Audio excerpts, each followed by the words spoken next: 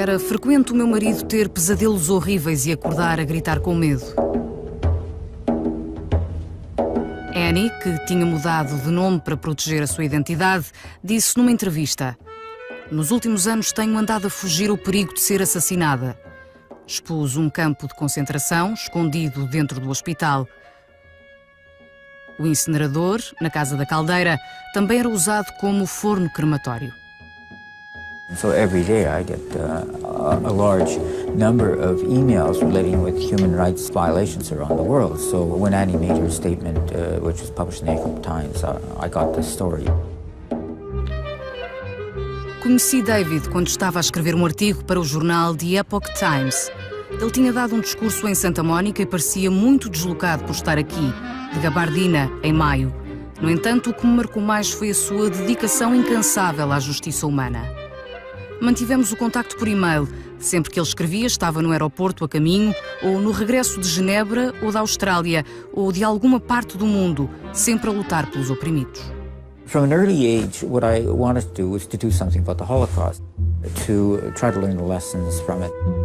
4 lessons I've tried to apply from the Holocaust, one of which is bring to justice mass murderers. Second is combating incitement to hatred.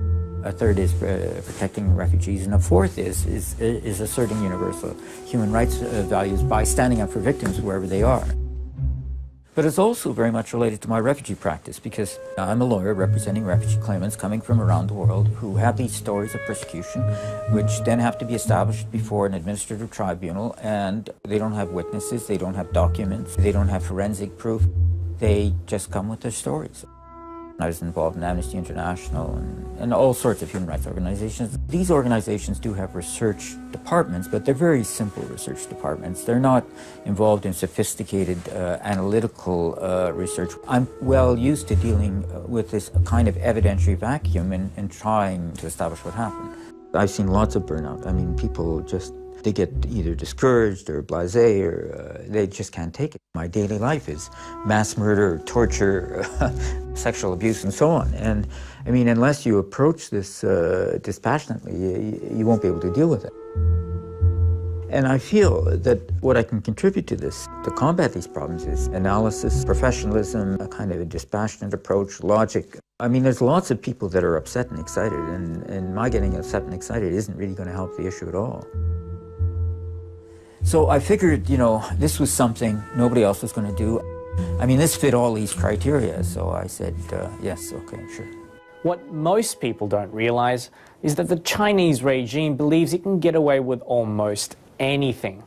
And that the West doesn't really care about what they do to their own people, so long as their own interests aren't affected. Every time I would go into town, there would be these people protesting in front of the consulate, day or night, rain or shine. And I got interested in what was going on. I didn't know much about Falun Gong at that point. Falun Gong is a set of exercises with a spiritual foundation, which was started in 1992 by Li Hongji, who began teaching about it. It is a blending and updating of ancient Chinese traditions, of the Qigong, the exercise traditions, the Taoism and Buddhism. I'm not a Falun Gong practitioner, and neither is David Kilgore, and to a certain extent we got involved in this partly because we were outsiders and independent and were able to exercise an independent judgment on this whole issue. David Matas e David Kilgore publicaram Bloody Harvest, uma investigação minuciosa sobre as alegações de recolha de órgãos realizadas em seguidores de Falun Gong vivos. It spread throughout China very quickly, because this was after the collapse of the Iron Curtain and the collapse of the Soviet Union and the shift within China from socialism to capitalism, so that there was an ideological vacuum in China. The Falun Gong was actually encouraged initially by the authorities on the basis that it was healthful and it cut down on the health bill in a system which was financially in dire straits because of the extraction of money away from the health system. And it grew from a standing start in 92 until 99, according to government estimates. It was 70 to 100 million practitioners, which was more at the time than the membership of the Communist Party, which was 60 million. And the party at this point took ideological fright and became jealous of the popularity of a movement which was rooted in ancient Chinese traditions. spiritual, totally different from the Communist Party, which was atheist. And the party banned it in '99 out of this jealousy and fear, and has since propagandized against it and has insisted that people abandon the practice. If they find practitioners in China, they arrest them, ask them to recant. If they don't recant, they're tortured. If they don't recant after torture, they're disappeared. And they have become, by far, the #1 torture victims in China. They are detained to this day in the hundreds of thousands in these re-education through labor camps. I was co-chair of the Canadian Helsinki Watch Group, and I basically did an analysis of communism as a root cause of human rights violations. And I went through the communist perspective on human rights and the communist ideology of dictatorship, the proletariat and the leading role of the party. Philosophically, I tried to explain how it generates human rights violations. Ideologically, even though they may mouth the vocabulary of human rights, they don't really think of human rights as belonging to humanity. They think of it as belonging to them. There's Yuri Andropov, who succeeded Brezhnev. He says, any citizen of the Soviet Union whose interests coincide with the interests of society feels the entire scope of our democratic freedoms. It is another matter if those interests do not coincide. Within the revolution, complete freedom. Against the revolution, none. This was the Communist Party when it was socialist. But then what we have is that the Communist Party of China is both communist and capitalist. It's abandoned socialism. Communism was kind of socialism by force, and socialism was the ethic, and communism was the way it was imposed. But remove socialism from the communism equation, there's no ethic at all. It becomes cannibal capitalism. It's cannibalism without the rule of law, cannibalism without ethical structure. Anything to make a buck. I think that it's vital that the international community come to a better and clearer understanding of the Chinese regime, who they are, what they do, and what they've been doing. There are things that are happening in China which are of enormous historical significance. The persecution of Falun Gong is one of the most horrific, large scale. There were 70 to 100 million Falun Gong practitioners when the persecution started. All of them were instantly put under persecution. I had never expected to see this in my lifetime. There's no moral ambiguity. There's no shades of meaning about this. It's an evil crime, and it's happening. I mean, this is the case. We do know for a fact that there's large-scale executions in China. We do know for a fact that executed prisoners have their organs harvested unwilling, without their consent.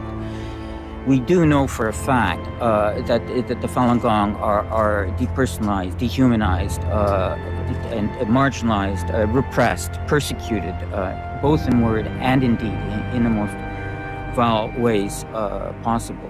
One of the first people we met with was the wife of a former surgeon, and she told us, I guess this was 2006, she's now a refugee living in the United States.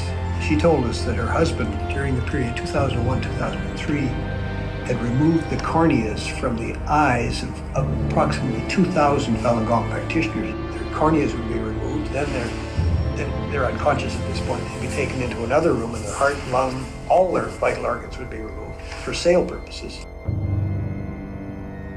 我的前夫曾经参与过摘除法轮功学员器官的手术，他是一名脑外科医生。参与摘除法轮功学员眼角膜手术，包括部分在法轮功学员活体上摘除眼角膜。我的家人告诉我说，他说你不知道我有多么痛苦，因为这些法轮功学员是活的。事情都是秘密进行的，我们医院参与的医生很多是从其他医院调过来的实习医生。这些人的器官被摘除以后，有的人就直接被丢进分子炉中火化，没有留下任何痕迹。What lawyers and courts do is you get in all the evidence, and then you make a conclusion after you've heard all the evidence, based on all the evidence. What I was faced with this was a methodological problem. It happens in an operating room, no public access, clean up immediately afterwards, no crime scene. People are killed, bodies cremated, no corpses, no victims, and nobody to testify about what happened to them. We started setting up trails of proof and trails of disproof. let's get on all the evidence and see where it leads. Quando analisamos os factos que rodeiam esta questão, a conclusão torna-se difícil de negar. Um dado importante a considerar é o tempo.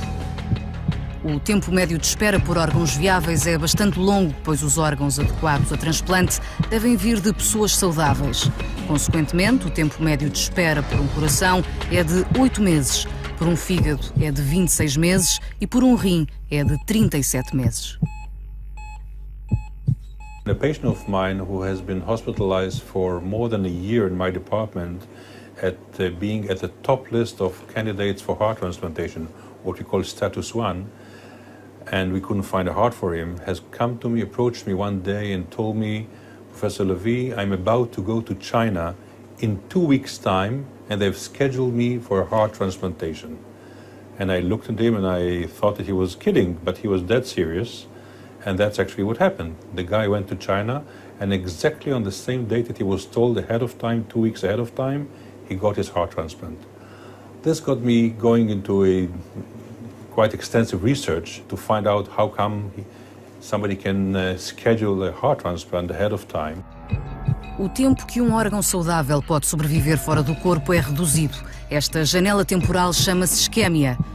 Para um rim de 12 a 24 horas, para um fígado é de 12 horas e um coração só pode sobreviver 4 a 6 horas fora do corpo.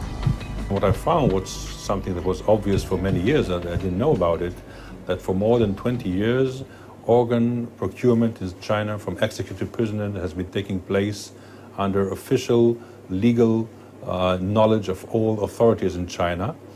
And actually, organs from these executed prisoners have been used for any patients flocking from all over the world who could afford to get a transplant from these prisoners. It becomes a little difficult to differentiate between whether or not the execution is being performed for the execution or for the donation. So it's convenient. It's hard sometimes. We cross a barrier here. Is this a patient who's going to be executed anyway? Or is the execution a part of the fact, well, there's some good organs here? We know that some of the executions are timed for the organ transplants. So we know that has to be true, certainly for heart and sometimes liver transplants too. You need to time it. You have a recipient and a donor. Well, when are you going to shoot them? When are you going to poison them? When are you going to do it? Well, that's nauseating. It's disgusting. It's criminal. I read a paper in the medical literature saying that they developed a method in China where they cover a severely burned patient with almost 90% burned with a human skin as a temporary coverage. We are using the same method all over the world with narrow strips of skin that are taken from cadavers. But this article from China said that they use a whole body skin, like a whole envelope. And I asked the surgeon, how do you freeze such a huge piece of skin? He said, no, we are not using any freezing method. I said, how come? He said, we are using only fresh. So how you happen to have fresh skin in such huge dimension? He said, no, in every given moment, there are hundreds of people in China waiting for a death sentence. And we call the prison, so they shoot the person in the right dimension to the patient that I need to treat. And when I've heard that, I understand that this wonderful method that was described in the medical literature is not valid for me on the ethical basis. I cannot use it, even though I want very much to save the life of the patient that I'm in charge. 41,500 transplants over a 6-year period cannot be explained by executed criminals. What I could see in terms of trends was that transplant volumes on a multi-year basis were pretty constant before the persecution of Falun Gong and then shot up after the persecution of Falun Gong began. And so, I mean, obviously, one explanation is the killing of Falun Gong for their organs. So this became, it's not conclusive by itself, but it's sort of one piece of evidence in support of the allegation. For me, the safest thing is to look at what the Chinese government is saying. The Chinese Liver Transplant Registry itself, which the Chinese government-supported Ministry of Health website, has reported approximately 20,000 liver transplants from executed prisoners. So just by going by Chinese government numbers alone, and that's incontrovertible, that's their data, not someone else's, and not someone who has a political agenda with them. Their own data is enough as far as I'm concerned. I must confess, I mean, obviously this whole subject matter is very troubling, but for me, that was one of the most chilling aspects of it. Going around, talking to different practitioners around the world that hadn't met each other, hadn't talked to each other. All they wanted to talk about was their torture. I mean, that's what they knew that had happened to them. And I would ask them, you know, about blood testing, and every one of them blood tested. They didn't matter to them, didn't hurt them, didn't see the significance. And the non-Falun Gong practitioners that were in prison, got out of prison out of China, didn't happen. Everyone was taken to do the physical checkup and the blood test. They do not care about our health, but why they do the checkup for us? She wasn't being examined for her health. She was being examined to see whether an ultrasound, through an ultrasound, to see whether her organs were in good condition for being sold. This is something unimaginable to I think to most human beings. It's necessary for transplants because you need blood type compatibility for transplants, and it becomes much more obvious that it's only for organ transplants because they would avoid any test that had no use for organ transplants, and they would do every test that was essential for organ transplants. It all goes into a computer bank. When you arrive for your kidney, the match is made by computer, and Miss Lee is taken out of the camp to a hospital. She's given some kind of an anesthetic and a needle, and both kidneys are taken. All of vital organs are taken. She is dead, and her body is burned, and it's counted as a suicide, and you get your new kidney. A trail that went somewhere wild, for instance, was the phone calls. We had people, for example, calling into China to hospitals and prisons and saying, do you have Falun Gong practitioners available for organs? And the answer in about 15 institutions across the country was yes. We recorded those conversations. We had independent interpreters.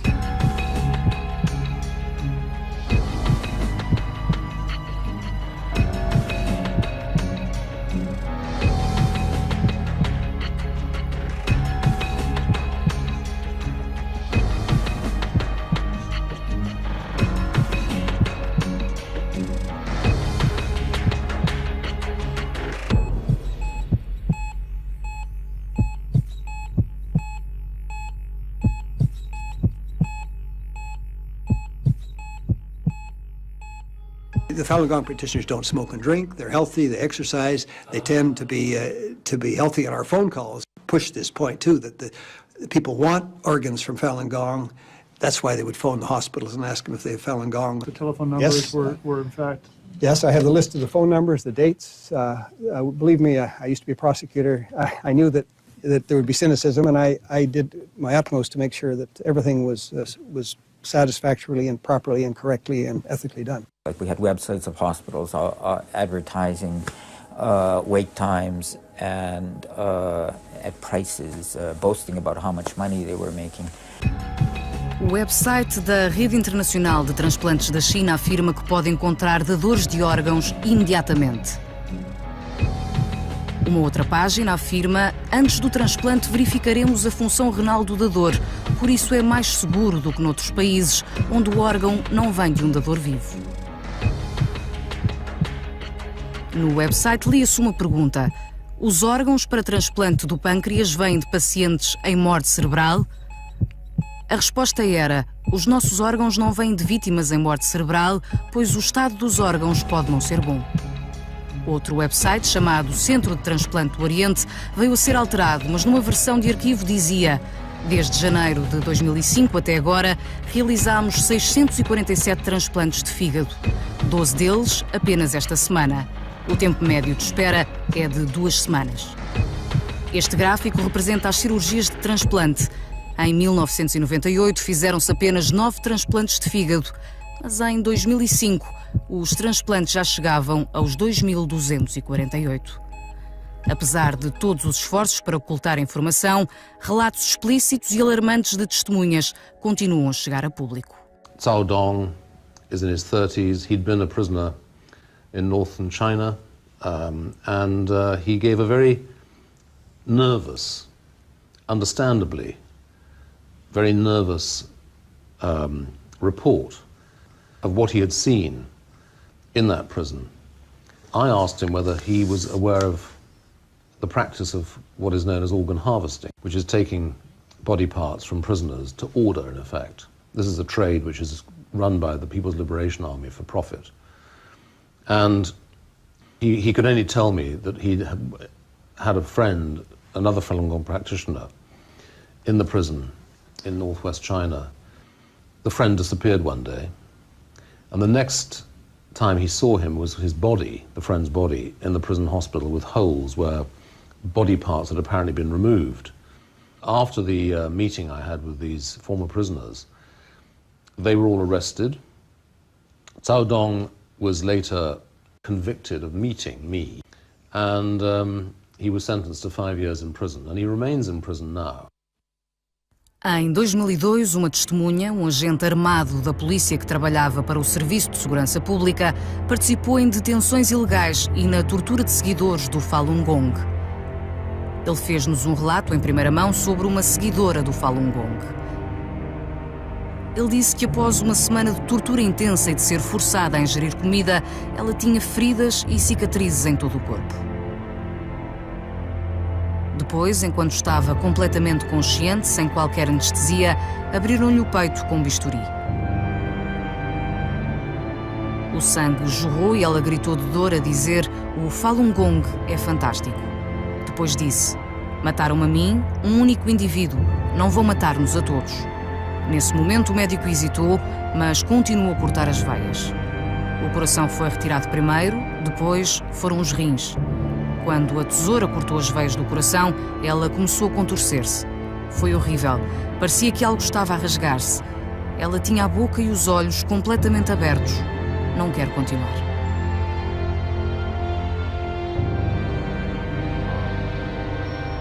What happens in China has ramifications elsewhere. As long as China becomes a cheap route for the wealthy in those countries to buzz off to China, get an organ from executed prisoners, why would those countries work to develop effective alternatives within those countries to address the needs of their people? In no country that we know of, and in no country represented in the World Medical Association, in which there are 83 national medical associations from all over the globe, in no one it is allowed to sell and to purchase an organ for transplantation. So the Organ Transplant Center, the Armed Police General Hospital in Beijing, our Organ Transplant Center is our main department for making money.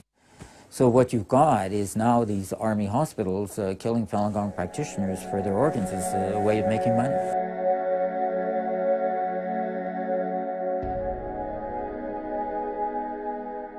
There's a lot of trade with China. China has slave labor camps where about half of them are Falun Gong practitioners. Nobody can get in, nobody knows the exact numbers. There's this Laogai Foundation that makes estimates, but it's between 2 and 4 million people. And the people we talk to get out, you know, they say they're making these products which they see on Western shelves or components of them. And so China's underpricing the market. I mean, if you look at a lot of stuff you buy in stores, a lot of it just says made in China. It doesn't say made in China by slave labor, but that's likely to be the case. And we've actually talked to people who've been in these camps, Falun Gong practitioners, and I'm going to talk tomorrow about a young woman who worked 16 hours a day making products for export. In the dispatching center, we were forced to wrap the chopsticks by using a piece of paper, and on it said the chopstick was sanitized, so rest assured to use it. And they were then distributed to the market, and people just use it, but it's not It's very dirty. It's not clean at all. We're not allowed to wash our hands. And after we go to the restroom, we come back and continue wrapping the chopsticks. The American market has been particularly interested in cheaper goods. That whole Walmart psychology of going for cheaper stuff has really provided a market for Chinese-made goods. I remember that I was forced to knit the sweaters, and all handmade. We were forced to knit. And we were told that they were all exported to European countries or America. So maybe some of the sweaters you wear is made by Falun Gong practitioners in the labor camp. There have been governments and businesses and also the silence of the media who have all, in a sense, sold out their morality, essentially for certain kinds of gains, usually monetary gains. Some of it is political because China is involved in certain major decisions in regards to military operations around the world and that kind of thing, so they can exercise pressure. More and more, what's called corporate responsibility is really just an excuse to build whatever the Chinese Communist Party wants to build at the time. And mostly, that is military technology or surveillance technology. In fact, that's the way these companies got ahead. That's why they're some of the only companies that are actually making a profit in China today, is because of what they've done. The fact is, people are being arrested every day in China. And after Tiananmen Square massacre, Congress passed laws that were fairly explicit, saying you could not sell any surveillance equipment to the Chinese police. The message of that law is very clear. I think it's extremely important for American companies to back away from this kind of thing. Think of the strategy that the Chinese government is using here. They want the Chinese people to censor themselves. The surveillance is out there, but it's more than that. The government makes it obvious that the surveillance is out there. They started to use these little cartoon figures which appear on your screen down south, which show a little policeman, a friendly little policeman, and a friendly little policewoman. And they're on your screen all the time to let you know you're being watched. You know, maybe you should watch what you're doing. Maybe you should watch what you're saying. Neste momento levanta-se a pergunta: por que é que a imprensa não divulgou isto? Não é por acaso. News organizations have either current or hoped for business interests in China, and it's well known that the regime will tell people in the context of business that if you do things that we're not pleased with, we can prevent you from doing business here. Papers like the Times and the Wall Street Journal and the Los Angeles Times, if I'm not mistaken, have not been covering this issue. And perhaps it relates to the fact that your government is, dare I say, almost owned by the government of China in terms of the number of treasury bills and so on, more than 2 trillion. You've always wanted to avoid the problems that occurred during the last century with the rise of Japan and Germany. And so what we have tried to do is to engage the Chinese, to integrate them into the international system. And because of that, we've become very indulgent.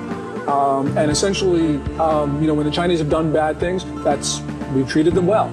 And so they continue being bad, we continue to treat them well. They are much more dependent on us than we are on them. Last year, about 140% of China's overall trade surplus related to sales to the United States. That's an incredible number. They've been running deficits with the rest of the world to run a surplus against us. So, of course, we see the Chinese as 10 feet tall, that they own us. They don't. They have to buy U.S. Treasury obligations because their economy is so dependent on the U.S. market. They have no choice. Basically, they're trying to corrupt foreign democratic values and impose their own Chinese repressive values. And in some places, they get away with it. They use these Confucius institutes as a form of pressure. They shut down the Shenyang performing arts wherever they go.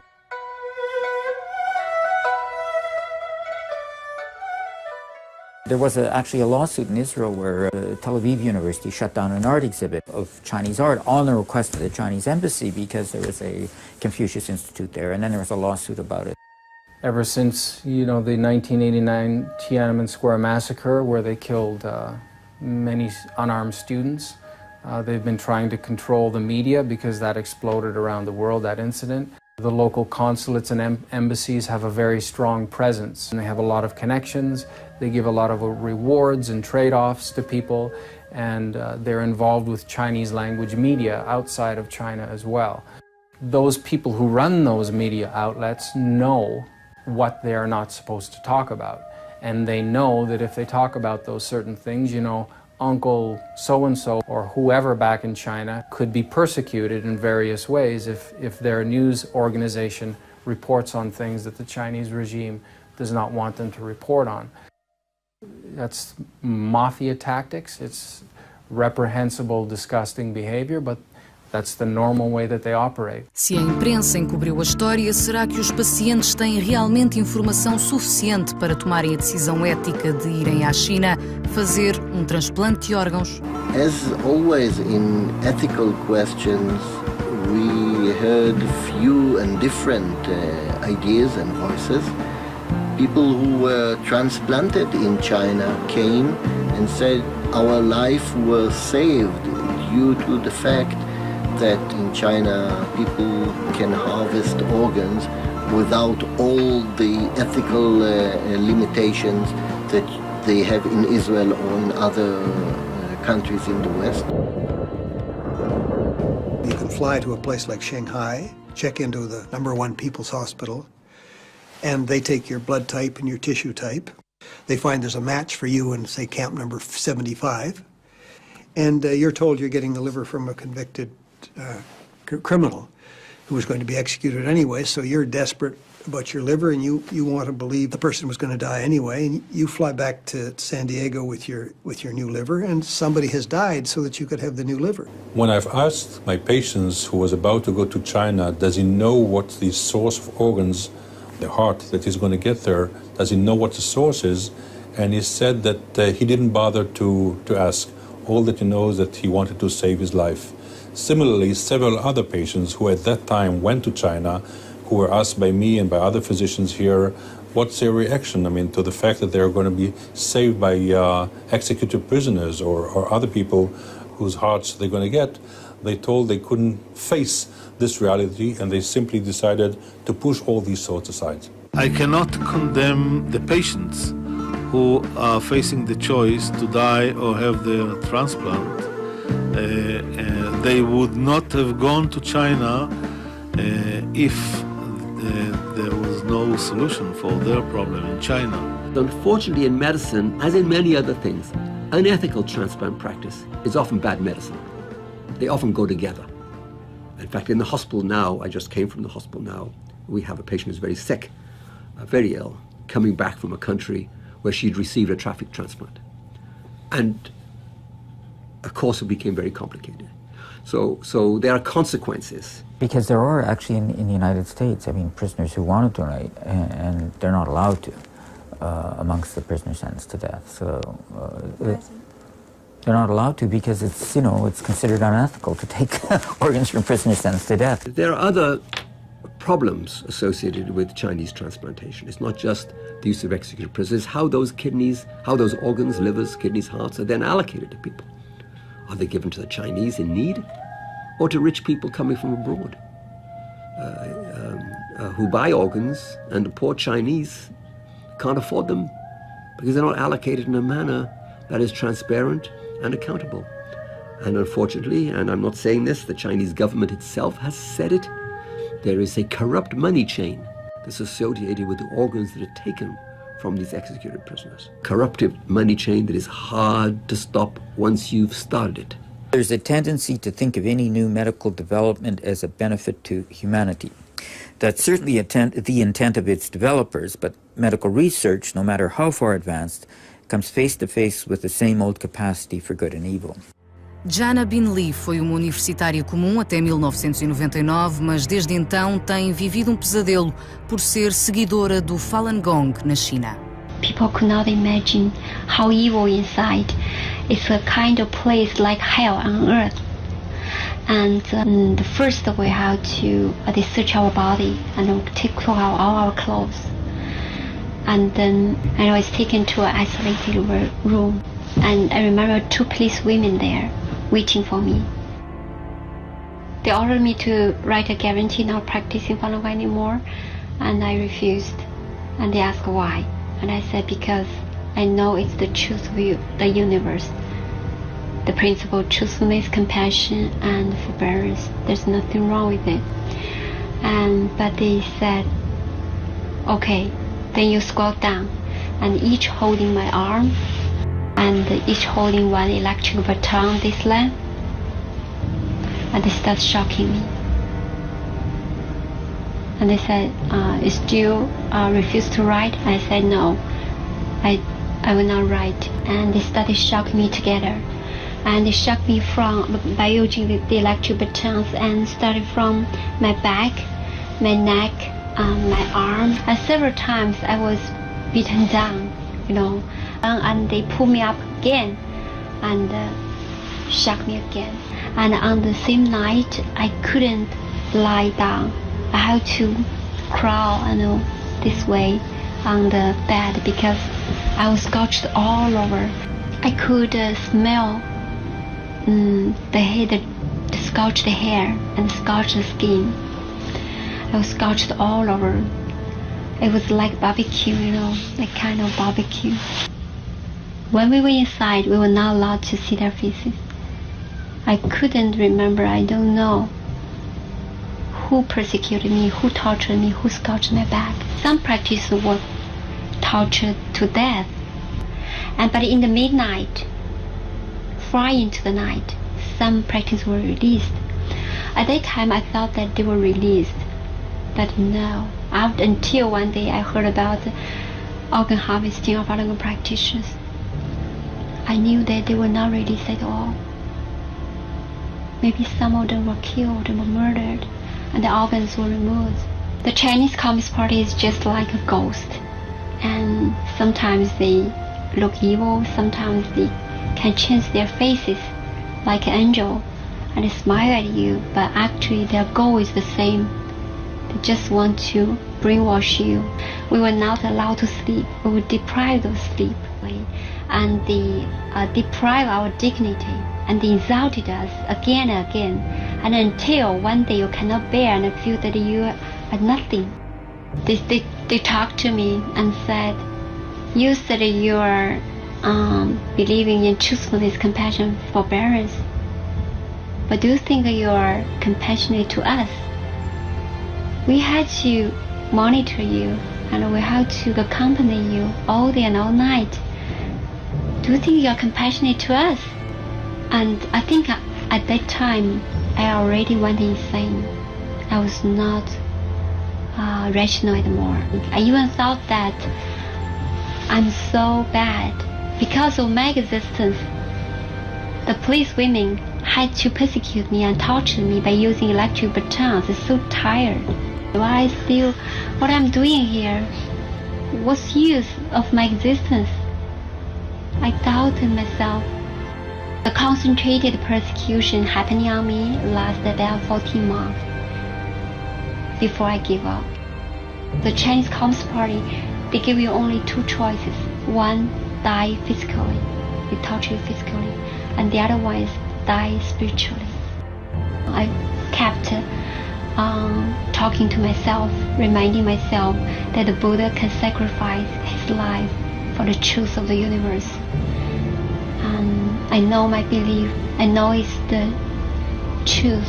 I have to be determined to my belief, and for not only myself but also for this world.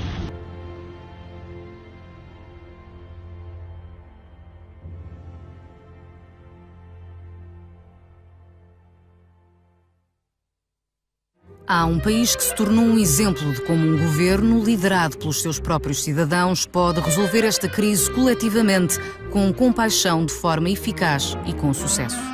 There's a mixture of religious and social and ethnic background that makes a lot of people reluctant to donate organs after their death. Consent rate for organ donation in Israel has been low compared to all other Western countries, being in the 40-45% compared to 70 or 80%. We know that there are Israelis that are sent from here, financed by their medical insurance organizations, to have organ transplantation in China. I asked for this special discussion in the Knesset today to make sure that we do not participate, we do not finance people to go to China to have such an organ transplantation.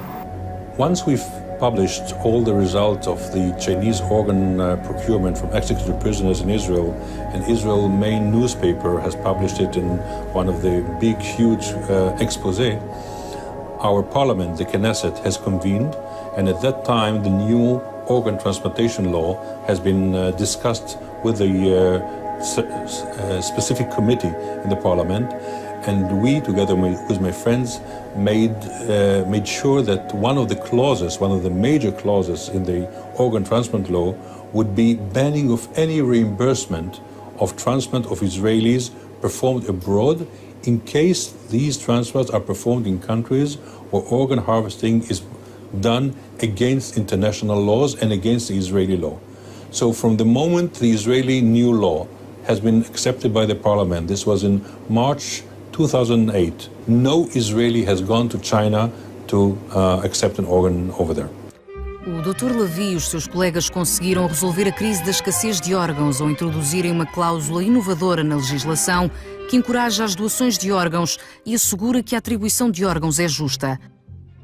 Esta cláusula define que as pessoas que se declaram oficialmente como doadoras de órgãos têm prioridade na atribuição de órgãos. Desde a implementação desta nova lei, o número de dadores continua a aumentar exponencialmente. It's amazing. I'm preparing the talk for Buenos Aires, and I just got the final numbers from the Israel National Transplant Center, showing that since the new law, you can see it here. Number for this entire year of live kidney transplant was 58, 2009 69, 2010 78, and this year 106. And this, it's almost doubling the number, okay? And in parallel, the number of patients who went abroad for kidney has went down by 90%. As long as these transplants were fully reimbursed by the companies, Israeli would go there. The moment there's no reimbursement for this, that's it, no more Israelis. And I wish other countries would do that. At this point, all roads lead back to China. I think people have, as collective groups, such as businesses, media, and government, vital and urgent decisions they need to make, because when something this horrific and this drastic has been going on for over 10 years, and people are just turning away, mostly in exchange for a buck, I believe it's urgent and vital, and that people really have to stop and think when they're making a decision to turn their backs on one of the worst persecutions that have occurred in history. As an individual, I can focus on human rights, I can focus on killing a Falun Gong for their organs, but governments have economic constituency, a political constituency, they've got military considerations, they have to balance off one against the other. If diplomatic efforts fail, it is up to the medical community to do what it can in order to stop the Chinese colleagues from doing that. We, together with several American friends, have published several calls in international medical journals calling for a boycott or banning of any publication coming from Chinese physicians which are based on organ transplantation, the source of organs being executed prisoners. And hopefully, by concerted efforts of all medical associations around the globe, we'll be able at least to stop academically all Chinese physicians and to cut this chain of atrocities which is taking place in China. I saw it as an example by which we would address the problem of transplant organ trafficking and tourism, that we recognize a problem and as a community try to address it, and hopefully the conclusions and our determination will become part of the bone marrow of anyone dealing with organ transplant donors, to know that the rights of the donors have to be protected, and that the recipients have to be protected, and that organs have to be recovered in an ethical fashion and allocated to people in an ethical fashion. The use of executed prisoners is a cheap trick. It's easy to get them, and as long as it's easy to get organs from executed prisoners, the pressure to develop alternatives will be less. The fact that it's abhorrent, it needs to stop, and it's a crime against humanity has been stated over and over. The WHO has said it. The question is, can they develop an alternative? But it's going to be a long time, I think, before they develop that in a manner that can address their needs. The Chinese government says that they're trying. I just have a sense that when the Chinese government really wants to do something, they do it. They interfere with many things outside of their country when they're trying to silence people who are raising awareness about their many human rights abuses. What did I do about it? Well, I told people about it. I think that's the best way to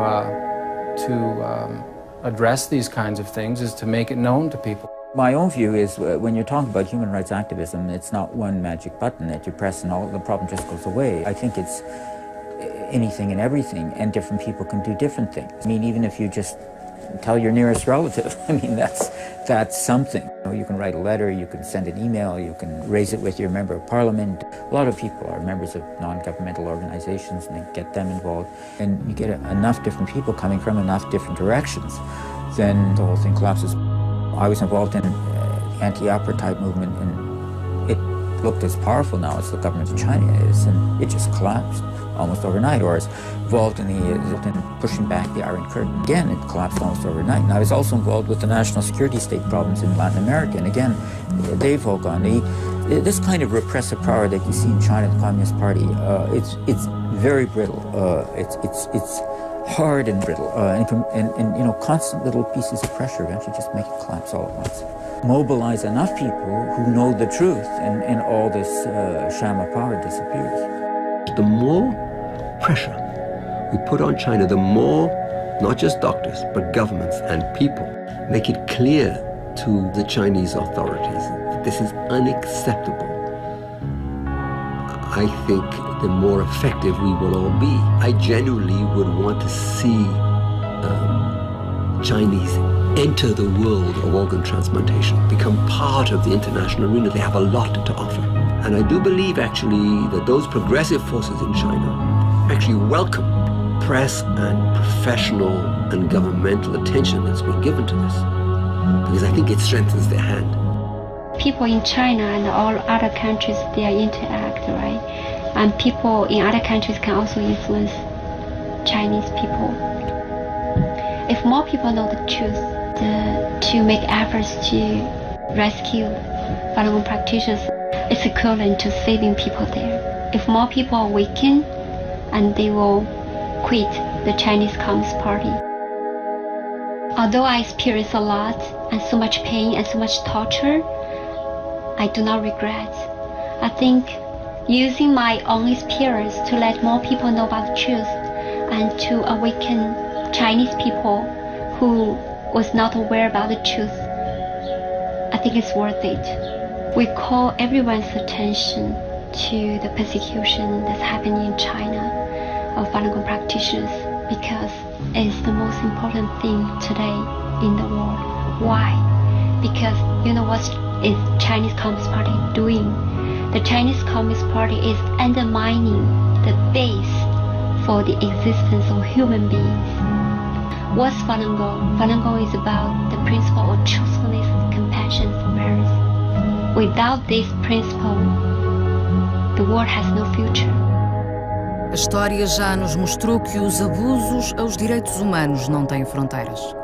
What you see is that human rights violations are not self-contained. If you don't stop them, they spread. There's a tendency, at least initially, for people to say, that's not me, I don't have to be concerned. But human rights violations aren't just an attack on a defined group. They eventually just get a lot bigger. With the Holocaust, 6 million innocent Jews killed, but there was 37 million civilians killed, 31 of whom were not Jewish. And it's a direct result of the anti-Semitism, which wasn't stopped before World War II. It stopped the anti-Semitism. I mean, the 6 million Jews would be alive, but 31 million others would also be alive. Oppressors have a very easy time in oppressing their home constituency because they control the home territory, but they can't repress the whole world. So outsiders have the luxury of saying something that the people inside don't have the ability to say. And secondly, the repressive government feels it doesn't even really need the support of people inside because they can just throw them away if they don't agree. But they can't do that with outsiders. In a perverse sort of way, these repressive governments care more about what outside opinion is. Archimedes said, give me a big enough lever and I can move the world. And in Winnipeg, I'm far enough away that I've got as much leverage as one could possibly get. Part of the reason I got involved in this issue is that I'm not Chinese, that I'm not Falun Gong, that China's a long ways away, that this is a strange and different place. And I think if you're going to assert human rights, you have to jump across that kind of ideological, linguistic, racial, religious, spiritual divide to assert the unity of humanity. What we need to do is take that leap to help people who are victims who are not us. People have to see that they themselves are involved in this, that this threatens them, which it does. Encontrei esta citação da Segunda Guerra Mundial. Primeiro, perseguiram os socialistas e eu não os defendi porque não era socialista. Depois, perseguiram os sindicalistas e eu não os defendi porque não era sindicalista. Em seguida, perseguiram os judeus e eu não os defendi porque não era judeu. Então, perseguiram-me a mim e já não restava ninguém para me defender. Locução: Débora Henriques, Spell.